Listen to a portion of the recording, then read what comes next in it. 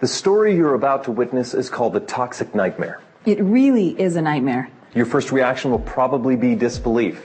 It's very likely that in the next few minutes you'll be running into your garages, looking under your sinks, checking out your bathroom cabinets, and reading the labels of your makeup and personal care products. If you have children or grandchildren, all the more reason. So this message is both a warning and an expose.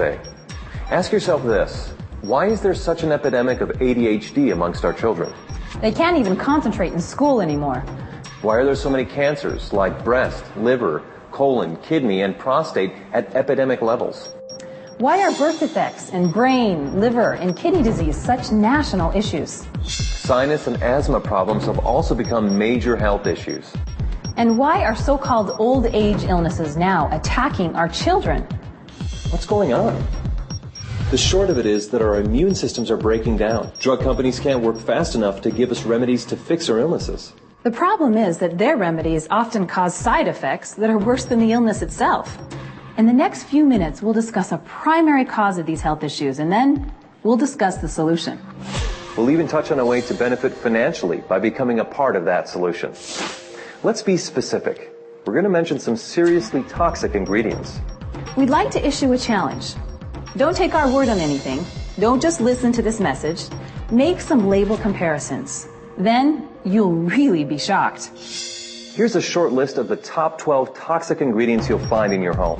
In fact, we call these the Toxic 12. We'll talk about 5 of them in some detail.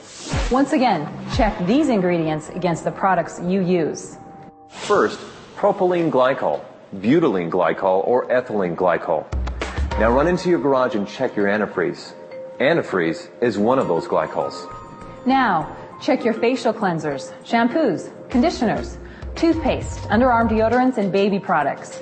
These glycols act as surfactants, wetting agents, and solvents. They penetrate the skin fast, weaken protein and cellular structure. They're strong enough to remove barnacles from boats. The EPA warns us not to pour them into our soil, yet we smear them on our bodies. Contact with these glycols may cause brain, liver, and kidney malfunction.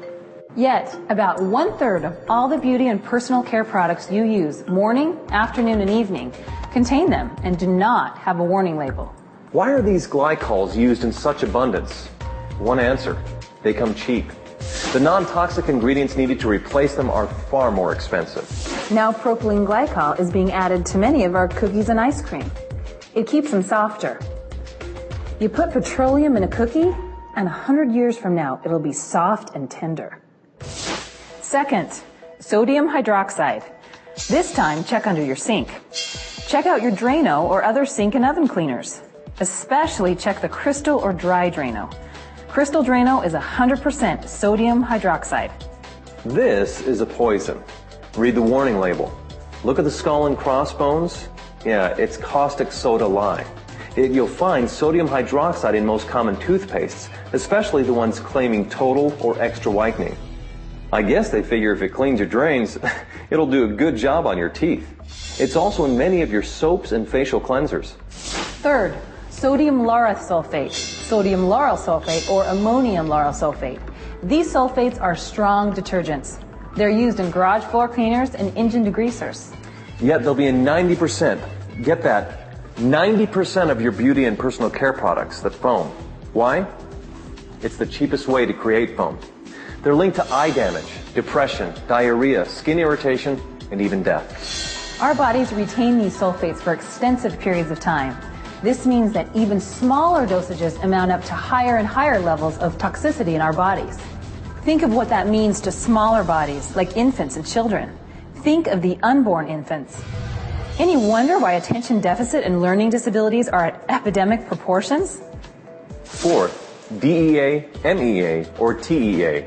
These are hormone-disrupting chemicals with ties to cancer. They're restricted in Europe, yet used freely in the U.S.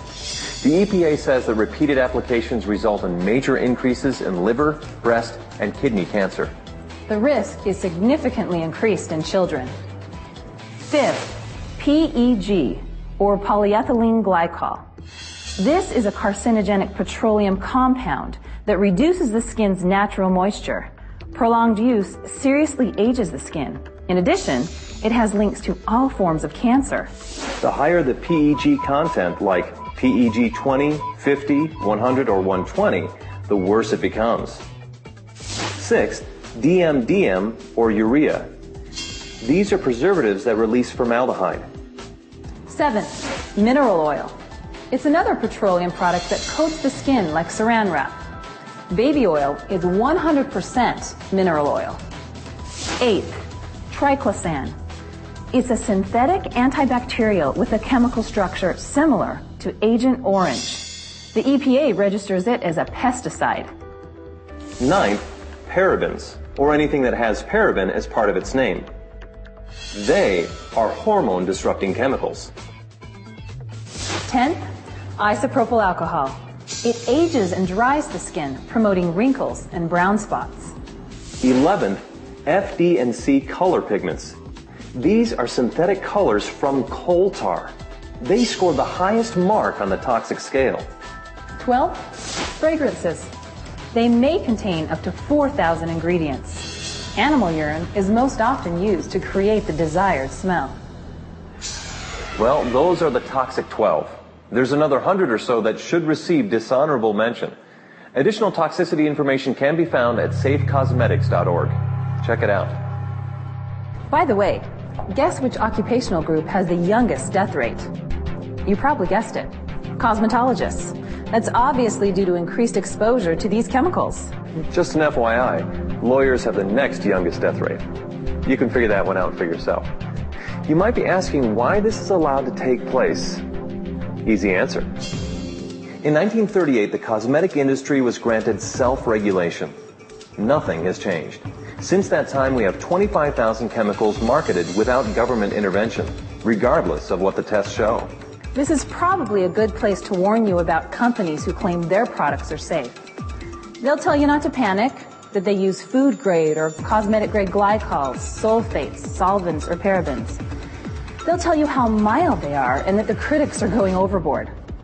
It's the same thing some said years ago about smoking. Smoking can't hurt you.